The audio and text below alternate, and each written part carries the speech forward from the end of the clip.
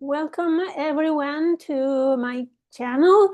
This is a channel of astrology, and in this video I am presenting uh, something related with very uncomfortable and stinging truth that is coming, and if it hasn't come yet, with the new moon in Scorpio. And I'm going to explain all about it, showing the chart and explaining what I mean by a revelation that it's uncomfortable and very interesting. So, if you have a revelation that is stinging, how do you react? So suppose that you see a scorpion, right? And you have a moment of, it represents a threat. So do you scream? Do you run away? Do you try to kill it? Or do you freeze? How do you respond? So this are the emotional reactions we may encounter with this new moon in Scorpio. So we'll explore more about it, because the new moon not only is the conjunction where the moon and the sun are together at almost 29 degrees of Scorpio, but they are accompanied by Mercury inferior conjunction as well. So Mercury is the whistleblower, especially in the sign of Scorpio, where he likes to dig very deeply, looking for the truth, looking for the data and the information. And if you think about these days since Mercury has come back to Scorpio, and the days when it was direct through Scorpio, how you were mentally approaching situations in life. Weren't you trying to find the fine print, trying to discover the things that were not obvious, and looking for information that was hidden? So I had several instances where I was reviewing things very attentively and even obsessively, looking for data and trying to make a purchase and trying to find all the information about that purchase that will make sure that I was about to buy something that I wouldn't have to return, for example, right? So, and not only that, Sun, Moon, Mercury is opposing Uranus. So Uranus is the disruptor. It is the innovation as well. It is the one that breaks the sky when there is a thunderbolt during a storm, and it breaks the sky with a thunder light, and it clarifies things all of a sudden, but at the same time creates a rupture. It breaks things open. So that's why I'm saying that we may have a revelation, a discovery, a finding something that is important and that has been deeply buried or deeply kept hidden from us. And one of the things that I just learned is that in order for to find the rare minerals needed for the electronic devices, there is so much corruption involved. There was a journalistic investigation, and not too long ago, I think 2 or 3 days ago, it was published by a French TV, and they went on site and they even risked their lives and their freedom in order to find information. And not only find information, but find proof. And there is so much. You can find it online. I leave you free to investigate by yourself. But just using one of the electronic devices makes us sharing in that corruption, exploitation, slavery, death, and even war. Imagine that. So that was, to me, something that gave me nausea. Just think about that. I have a device that I need to use every day because of lifestyle has so much changed that we need these devices to function in our current society, and yet we are contributing to so much suffering in the world. Okay, so now let's go to analyze the chart. However, before we do that, I'm gonna give you my contact information.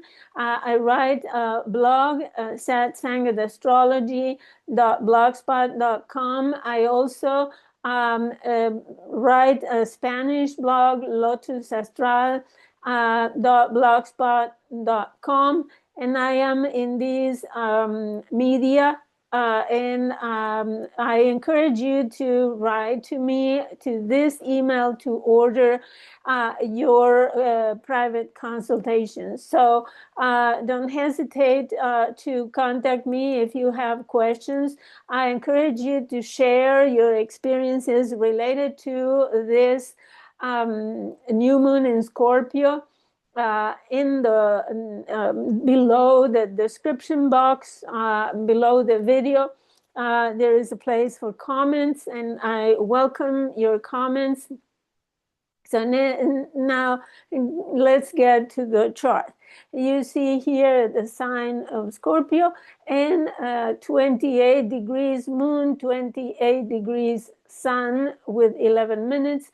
And Mercury is 28 degrees 27 retrograde. So the three are uniting forces in order to get something out of this hidden place where the scorpion hides. So we need to consider as well that this is the decan of Cancer, where the moon is very queen, right? Is very comfortable in that decan. Is the decan of Cancer within the sign of Scorpio. So the moon is a queen in that decan. So the moon represents also our mind, our subconscious disposition and conditionings. So we may have as well a lot of intuition and emotional reaction, as I did learning all those things, right? And it is the three of them are opposing Uranus at 2929. But curiously, Uranus is in a sextile with Neptune exactly at 2929, and they're both retrograde. They're both retracing their path.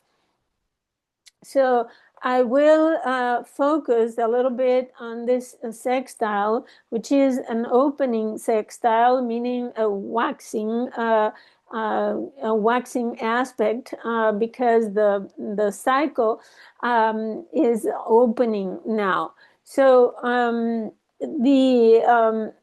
I want to go back to this aspect because I think the secret of this new moon lies on their relationship between Uranus and Neptune.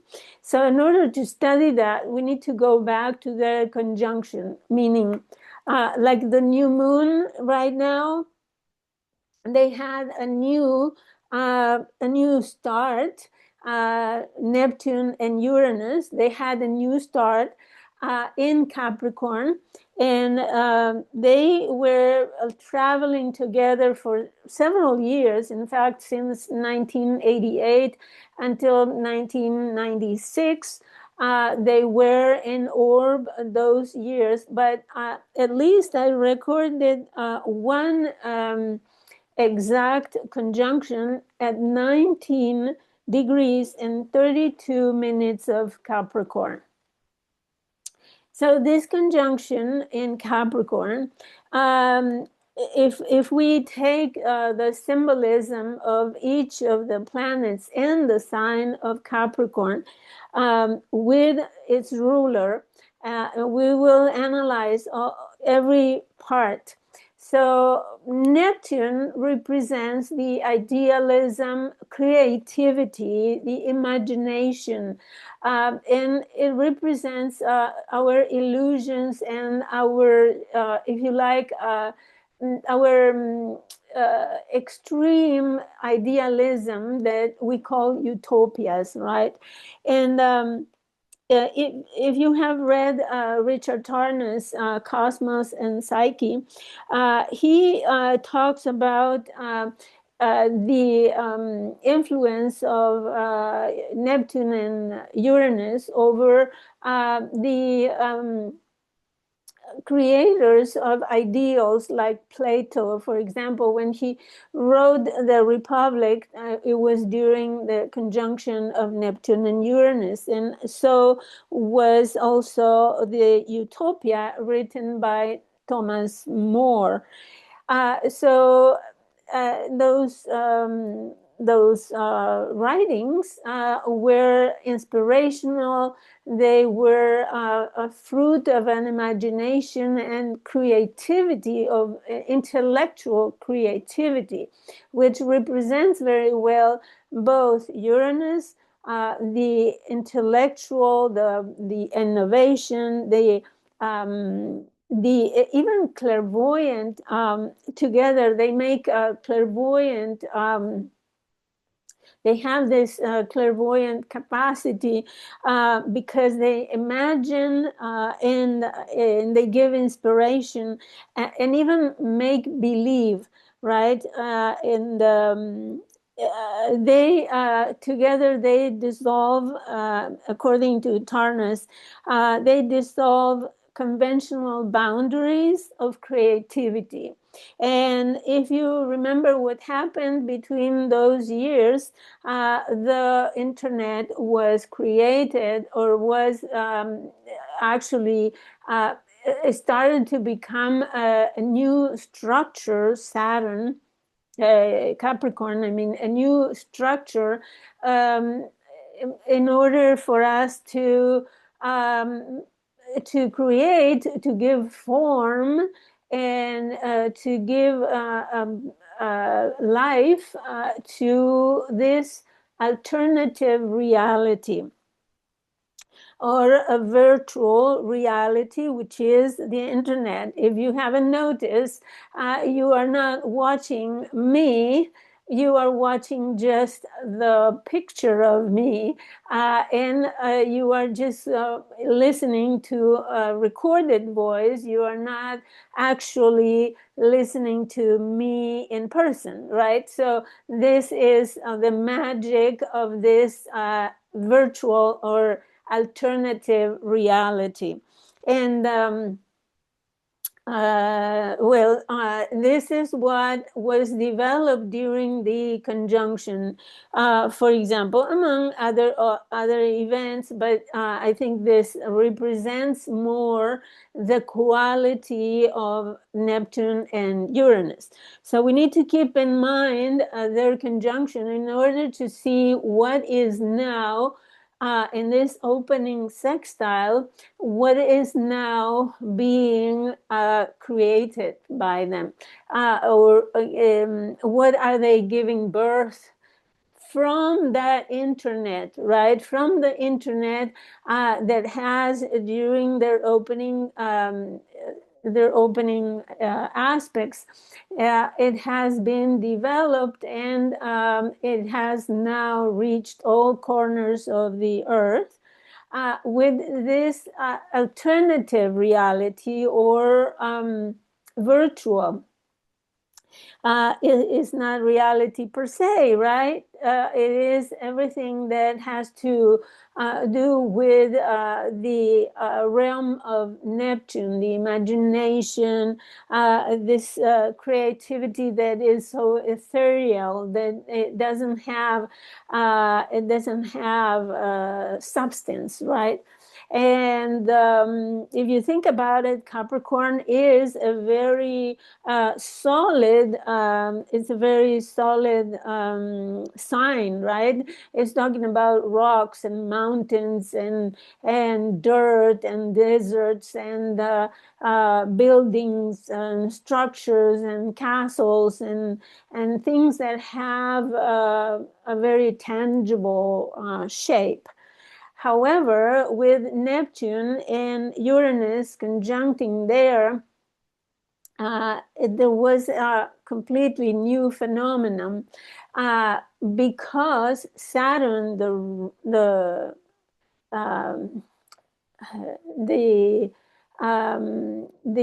dispositor of Saturn, of Capricorn, sorry, the ruler, and wanted to say, and I couldn't find the word, the ruler of Capricorn was in Aquarius at that time. And we can see that it was a more aerial Saturn.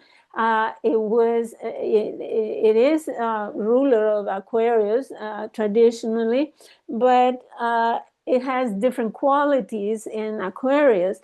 So it was himself, Saturn, giving form, giving substance to something airy, like the internet. So now, in this first sextile, what we have, how the internet has evolved is given us the most comprehensive and gigantic encyclopedia of all times in humanity, which is the compilation of all the knowledge that all human beings have input into the internet. And based on that, they are creating artificial intelligence, which has even is even becoming in its own entity. Imagine that, an independent, almost independent entity. So this is what this sextile means. So we, through that new virtual, right, reality, we are finding information that has been hidden from us. So this is the reason why I analyzed in detail this sextile, because it's important to understand what is the meaning of this new moon. And it has a lot to do, of course, with this sextile, because it's making a trine to Neptune, meaning that this imaginary, it is the source where this new information is found. Now, the traditional ruler of Scorpio is Mars, and Mars is in Sagittarius. So this information, it may be, I don't know, cosmic data that will revolutionize the concept that we have of the cosmos. It could be revelations about life in other solar systems, for example. It could be anything. It could also be revelation of corruption, revelation of sexual misconduct. It could be because it's Scorpio after all. And Mars in Sagittarius is indicating a broader, almost world mundane reach for this. So this information that will be discovered or broadcasted, revealed, will reach all corners of the world, Sagittarius. And as the ruler of Sagittarius, Jupiter in Cancer, it has a lot to do with our emotional well-being. So because it is in Cancer, and we go back to the moon in the sign of Scorpio and the decan of Cancer. So this is the cycle, right? How they relate in a chain. Now, the other, which is the modern ruler of Scorpio, is Pluto. And we have a sextile, almost a sextile with Pluto.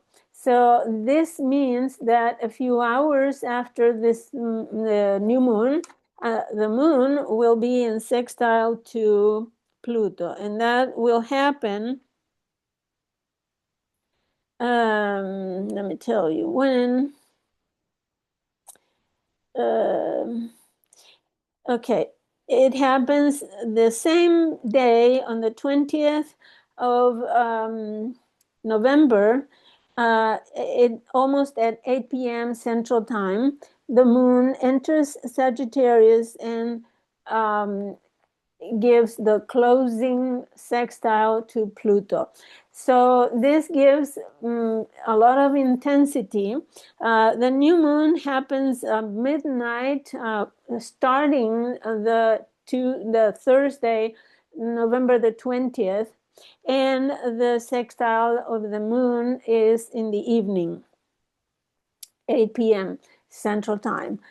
And then a couple of days later, when the sun enters Sagittarius, the sun will make the sextile, and that will happen at 1 p.m. on Sunday, November the 23rd. So there is already this potential because the sextile is operative already, including with Mercury that just made the sextile before entering the sign back into Scorpio.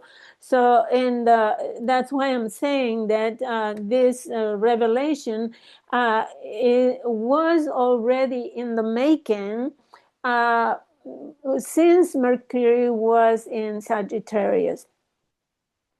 The first time direct Mercury made sextile with Pluto, and then retrograde again. So it's still within orb of the sextile. So it's a very powerful new moon.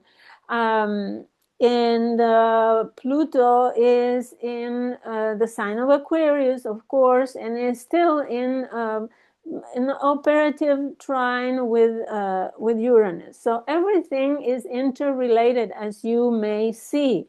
Everything is completely related to each other. The only one that is left out is Venus. Poor Venus is not very happy in Scorpio.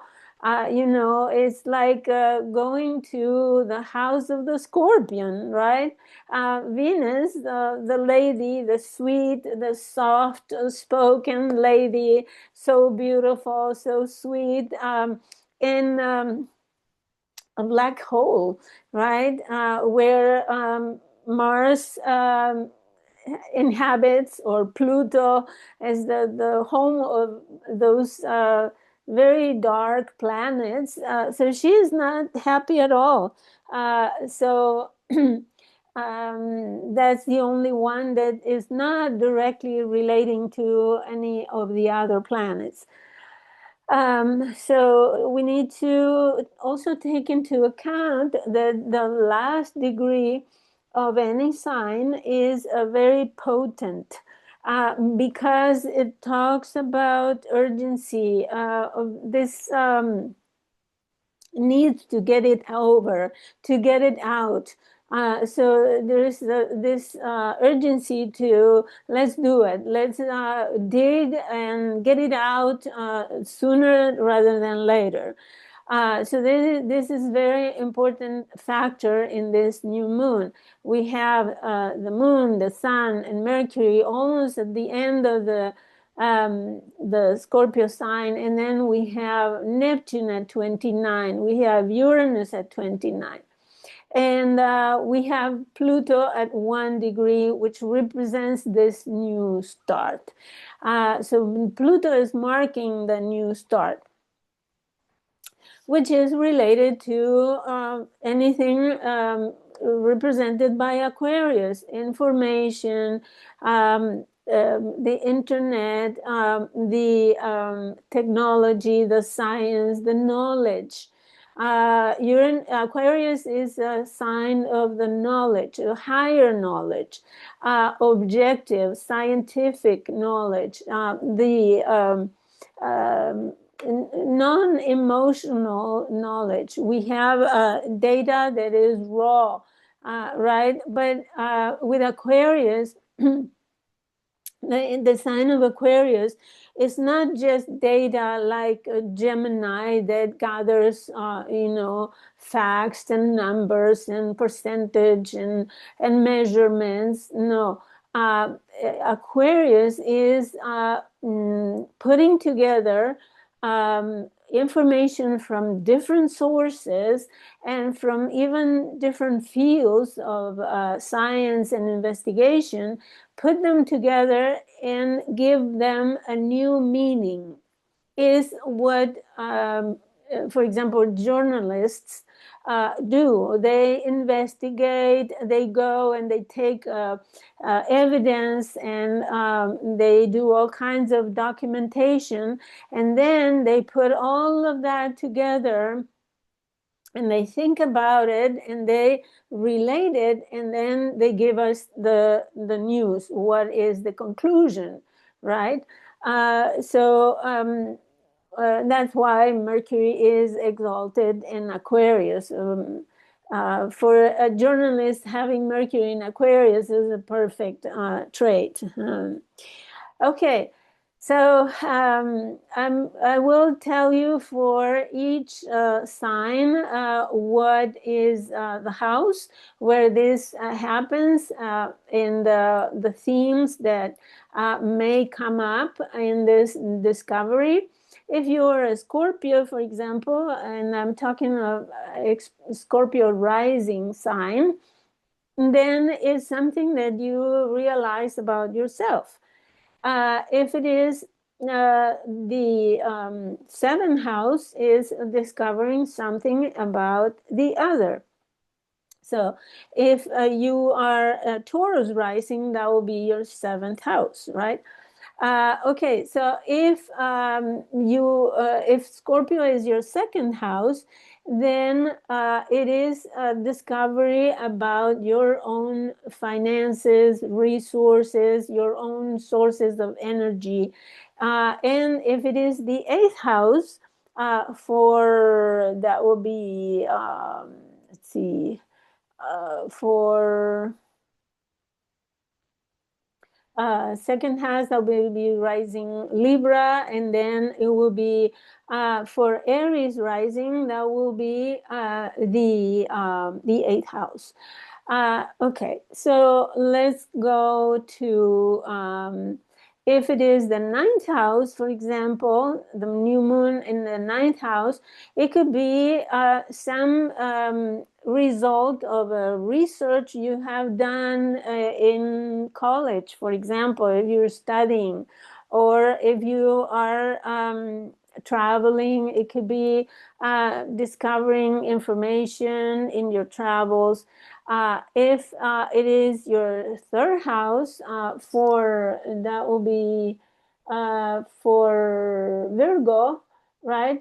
If it is your third house, it could be a revelation through communications or about communication devices, for example. If it is your fourth house, that will be for rising Leo. Then it's something about your own home. You may discover something under the basement, or in the basement, or you can discover something about the place where you live, or about family secrets. And if your rising sign is Aquarius, then Scorpio new moon will be in the 10th house. And it could be a revelation regarding your professional career, your boss, the professional life, your public life. And it may be uncomfortable if it's something about your behavior in in public. Anyways, if it is, and we have already talked about all of them, I think, the 8th, the 9th, oh, the 12th. If Scorpio is the 12th house, then the revelation may be about the past life, something that you discover if you are in the hospital, for example, or some secrets that have been buried in the family lineage. And if Scorpio is your sixth house, so for the 12th house, that would be rising Sagittarius. And for the sixth house, that will be rising Gemini. So for Gemini rising, the new moon could be related to your health, for example, or the place where you work, or your daily routines, or your diet, anything related to something that is out of balance, for example. Okay, and that's all. Of course, if you need precise information regarding this new moon, which is so important, I think is the strongest one this time around, because it's also out of bounds. And yes, it's out of bounds from the 20th to the 26th of November. So this moon could be even more intense, not only for being in Scorpio already and opposite Uranus, but also it's out of bounds. Tighten your seatbelt and tell me what is it that you discover. Share whatever you can share, of course. And I will see you around next time. And don't hesitate to give it a like and subscribe to my channel. I greatly appreciate it. And I hope to see you in a private consultation. So please write an email to me in order to order your consultation. So good luck. Bye-bye.